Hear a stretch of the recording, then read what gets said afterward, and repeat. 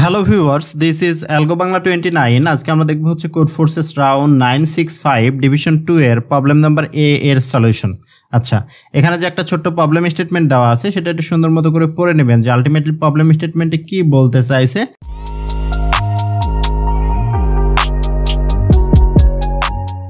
এই প্রবলেমটার জন্য আমাদের ইনপুট সেকশনে ফার্স্ট একটা টেস্ট কেস ইনপুট থাকবে টি, এবং টেস্ট কেসের আন্ডারে আমাদের তিনটা ইন্টিজার নাম্বার এক্স, ওয়াই এবং কে ইনপুট হিসাবে থাকবে। এক্স এবং ওয়াই দ্বারা নির্দেশ করবে the coordinates of the centre, অর্থাৎ কোনো কিছুর একটা সেন্টার নির্দেশ করবে, কেন্দ্র নির্দেশ করবে হচ্ছে এক্স এবং ওয়াই দ্বারা। And the number of distinct point you must output, অর্থাৎ আপনাকে যতগুলো ভিন্ন ভিন্ন নাম্বার আউটপুট করে দেখাইতে হবে, যতগুলো ডিস্টিংক্ট পয়েন্ট আউটপুট করে দেখাইতে হবে, সেটা কে দ্বারা নির্দেশ করবে। ওকে, আউটপুটে কি থাকবে? ফর ইচ টেস্ট কেস, প্রতিটা টেস্ট কেসের জন্য আউটপুট কে লাইন, আপনাকে কে সংখ্যক লাইন আউটপুট করে দেখাইতে হবে। The ith line containing two space separated integer x i and y i, আপনাকে কে সংখ্যক লাইন আউটপুট করে দেখাইতে হবে যেখানে থাকবে হচ্ছে এক্স আই এবং y i, denoting the position of ith point, ith পয়েন্টের পজিশনটা ডিনোট করবে। ওকে, আর if there are multiple answer, যদি অনেকগুলো অ্যান্সার পসিবল হয়, প্রিন্ট অ্যানি অফ দেম, যদি মাল্টিপল অ্যান্সার থাকে তাহলে আমরা যে কোনো একটা প্রিন্ট করে দিতে পারে। আর এখানে বলছে যে অ্যান্সার অলওয়েজ এক্সিস্ট করবে, অ্যান্সার না পাওয়া হবে না, অ্যান্সার অলওয়েজ থাকবে আর কি। আশা করি যে ইনপুট আউটপুট সেকশনটা ক্লিয়ার। আমরা সরাসরি প্রবলেম স্টেটমেন্টে আসি। ছোট্ট প্রবলেম স্টেটমেন্ট কি বলছে দেখি, যে you are given 3 integer x, y and k. এখানে ভ্যালুগুলো দেখেন, এক্স এবং ওয়াই এর যে লিমিটটা সেটা হচ্ছে -100 থেকে +100 পর্যন্ত, এবং কে এর যে রেঞ্জটা সেটা হচ্ছে 1 থেকে 1000 পর্যন্ত। Okay, you need to find k distinct point, আপনাকে কে সংখ্যক ভিন্ন ভিন্ন ডিস্টিংক্ট পয়েন্ট খুঁজে বের করতে হবে, x1, y1, x2, y2, এভাবে করতে করতে এক্স কে ওয়াই কে পর্যন্ত, হ্যাভিং ইন্টিজার কোঅর্ডিনেট, যেগুলো কোঅর্ডিনেট নির্দেশ করবে, অন 2D কোঅর্ডিনেট প্ল্যান, যেটা 2D কোঅর্ডিনেট প্ল্যানের কোঅর্ডিনেট নির্দেশ করবে, সাচ দ্যাট যেন দেয়ার সেন্টার ইজ xc YC, অর্থাৎ যেগুলো আমরা ইনপুট হিসাবে নিলাম xc YC, সেটা যেন তাদের সেন্টার হয়। এবং এটা রেঞ্জ কত হতে পারে? -10⁹ থেকে +10⁹ এর মধ্যে এই কে যে রেঞ্জগুলো, যে ডিস্টিংক্ট পয়েন্টগুলো, সেটা রেঞ্জ হতে পারে। Okay, it can proven that at least one set of k distinct point always exist that satisfy this condition, এই দুইটা কন্ডিশন স্যাটিসফাই করার মতো অলওয়েজ অ্যান্সার পসিবল হবে, সেটা বলা আছে। আশা করি যে বুঝতে পারছেন। তাহলে আমাদের কি করতে হবে ভাই? আমাদের এই যে এগুলো খুঁজে বের করতে হবে এবং সেগুলো আউটপুট দিতে হবে। এটা কতগুলো খুঁজে বের করতে হবে? কে সংখ্যক খুঁজে বের করতে হবে, অর্থাৎ x1, x2 এভাবে করতে করতে এক্স কে ওয়াই কে পর্যন্ত, এবং এগুলা সেন্টার হবে হচ্ছে যে দুটো আমরা ইনপুট নিলাম xc yc, সেই দুইটা তার সেন্টার হবে। তাহলে সেন্টার কিভাবে বের করতে পারি সেটার একটা ফর্মুলা এখানে দিয়েছে, এগুলো অবশ্যই আপনাদের জানার কথা, যে x1 x plus x2 plus xk পর্যন্ত যদি সবগুলো যোগ করে কে দ্বারা ভাগ করি তাহলে এই ভ্যালুটা হবে হচ্ছে x, এবং এই ভ্যালুটা y1 প্লাস y2 এভাবে করতে করতে yk পর্যন্ত যোগ করলে এই ভ্যালুটা হবে y, অর্থাৎ এটা ইকুয়ালটা আমরা বলতে পারি যে xy। আশা করি যে ইনপুট আউটপুট এবং প্রবলেম স্টেটমেন্ট ক্লিয়ার। আমরা সলিউশন অ্যাপ্রোচে চলে আসবো খুব তাড়াতাড়ি। তাহলে আমরা কি ফর্মুলাটা কি পেলাম সেটা আমরা যদি একটু ভেঙে লিখে ফেলি, এখানে লিখবো আমরা যে কি ফর্মুলা পেলাম, যে ভাই x1 প্লাস x2 এভাবে করতে করতে যদি আমরা xk পর্যন্ত যোগ করে তাকে কে দ্বারা ভাগ করি তাহলে এটা হবে আমাদের x, এবং এ পাশে হচ্ছে আমাদের y1 প্লাস y2 প্লাস এভাবে করতে করতে যদি yk পর্যন্ত যোগ করে তাকে কে দ্বারা ভাগ করি তাহলে এই দুইটা মিলে আমরা বলতে পারি x, y। ক্লিয়ার? কারণ এগুলো সেন্টার হবে xy, তার মানে আমরা এটাকে আলাদাভাবে লিখতে পারি যে x1 প্লাস x2 প্লাস এভাবে করতে করতে xk ডিভাইডেড বাই কে, এটা ইকুয়াল টু x লিখতে পারি। আমরা আরও এক লাইন ভেঙে ফেলতে পারি। কি ভাঙতে পারি? যে x1 প্লাস x2 প্লাস এভাবে করতে করতে xk ইকুয়াল টু x, এবং কে পাশে গুণ হচ্ছে তাহলে x কে এই পাশে হবে। সেম অ্যাজ আমরা এই ইকুয়েশন থেকেও যদি আমরা লিখে ফেলি, আচ্ছা একটার উপর ওভারল্যাপ হয়ে গেল, যে y1 প্লাস y2 এভাবে করতে করতে যদি yk পর্যন্ত যোগ করি তাহলে আমরা ইকুয়েশনটা পাবো হচ্ছে y ইন্টু কে। তাহলে এই দুইটা ইকুয়েশন আমরা পাচ্ছি।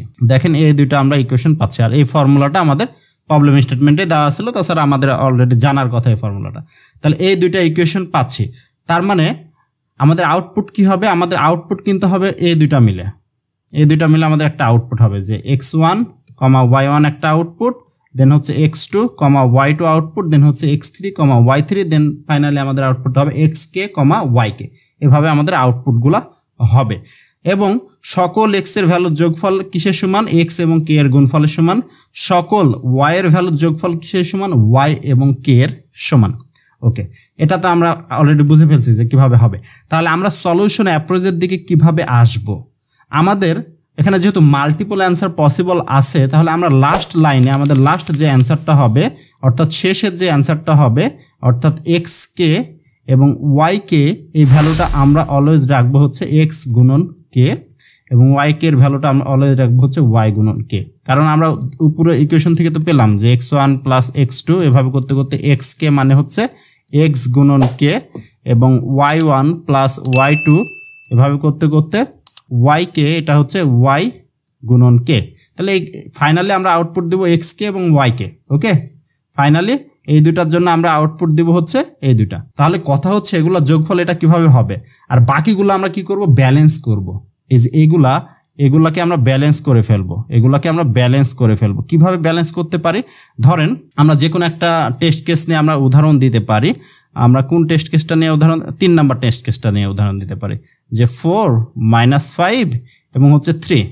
তাহলে আমাদের আলটিমেটলি এক্স গুণন কে এর ভ্যালু কত হবে? 4 গুণন 3, 3 4 12, এবং ওয়াই গুণন কে অর্থাৎ -5 গুণন 3, ওয়াই কে হচ্ছে -15। তাহলে আমাদের কতগুলো লাইন আউটপুট দিতে হবে? 3টা লাইন। তাহলে 3 নাম্বার লাইনে আমাদের আউটপুট হবে হচ্ছে 12 এবং হচ্ছে -15। আর তাহলে উপরের 2টা লাইনে ভাই কি হবে? উপরের 2টা লাইন আমরা ব্যালেন্স করতে পারবো। কিভাবে ব্যালেন্স করতে পারি? এখানে 1 1 দিতে পারি, এবং -1 -1, এবং এখানে 1 1 দিতে পারি। দেখেন এখন যদি সবগুলা যোগ করেন, যে -1 + 1 + 12, মানে আলটিমেটলি 12 হচ্ছে, -1 1 প্লাস -15, এটাও কিন্তু -15 হচ্ছে সবগুলা যোগ করলে। তার মানে আমরা উপরের যতগুলো লাইন থাকবে সবগুলোকে আমরা ব্যালেন্স করব। এখন কথা আসতে পারে ভাই সবগুলোতে 0 দিয়ে দিলে তো হয়ে যায়, কিন্তু 0 এখানে দেওয়া যাবে না, কারণ আমাদের ডিস্টিংক্ট পয়েন্ট খুঁজে বের করতে বলছে, অর্থাৎ ভিন্ন ভিন্ন পয়েন্টগুলো ভিন্ন ভিন্ন হবে, সেম জাতীয় 2টা লাইন আমাদের আসা যাবে না। তাহলে আমরা এভাবে ব্যালেন্স করব। দেন যদি আরও কিছু লাইন থাকতো, ধরেন আমাদের হচ্ছে এই লাইনটা নাই, আমাদের আরও কিছু লাইন পর এটা ধরেন 5টা লাইন আউটপুট দিতে হবে, 4টা লাইন আউটপুট, 5টা লাইন আউটপুট দিতে হবে। তাহলে 5 নাম্বার লাইনে আমাদের 12 এবং -15 আউটপুট আসবে। আর উপরের লাইন আবার ব্যালেন্স হবে কিভাবে? -2 2 -2 -2 এবং 2 2। দেখেন সবগুলো যদি যোগ করেন, -2 +2 মিলে 0 হয়ে যাচ্ছে। আলটিমেটলি সবগুলো যোগ করে 0 হয়ে 12ই থাকছে। এখানে সবগুলো যোগ করলে 12 থাকছে, এখানে সবগুলো যোগ করে এই লাইনে সবগুলো যোগ করলে আমাদের 15 থাকছে। আশা করি যে বুঝতে পারছেন যে আমাদের কিভাবে কাজটা করা লাগবে। এখন কথা হচ্ছে, আমরা তো এখানে জাস্ট কে এর মান যখন বিজোড়, সেই ক্ষেত্রে আমরা দেখলাম যে কে এর মান বিজোড় থাকলে উপরে, অর্থাৎ কে এর মান যখন হচ্ছে ধরেন 7, কে এর মান একটা 7, এটা বিজোড় সংখ্যা। তাহলে লাস্ট লাইন আমরা আউটপুট দিচ্ছি, লাস্টের লাইনে আমরা কি আউটপুট দিচ্ছি? যে এক্স কে এবং হচ্ছে ওয়াই কে।